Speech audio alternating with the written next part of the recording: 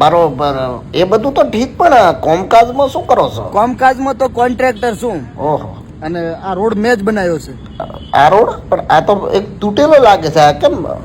એટલે હાલમાં શું છે કે આમાં કોમકાજ ચાલે છે. આ રોડ તોડીને એમાં પોણીની લાઈન નાખવાની છે, એટલે ફરીથી નવી બનાવવામાં આવશે. એટલે ફરી આપણે એકાદ વર્ષ તો કોન્ટ્રાક્ટ ચાલ્યું જ જશે. ઓહ, મતલબ એ તો એક વર્ષ પછી શું કરશો? એના પછી ફરી રોડને તોડીને નવો બનાવશું. ફરી કેમ?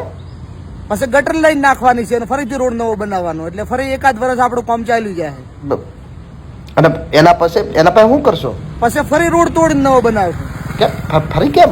ગેસ લાઈન નાખવાની થશે, એટલે ગેસ લાઈન નાખીને ફરી નવો રોડ બનાવશું. એટલે એમ ગણો તો 4-5 વર્ષ સુધી આપણું કામકાજ ચાલ્યું જાય. બરોબર, 4-5 વર્ષ પછી તો 5 વર્ષ પછી ફરી રોડ તોડીને નવો બનાવશું. પછી શા માટે?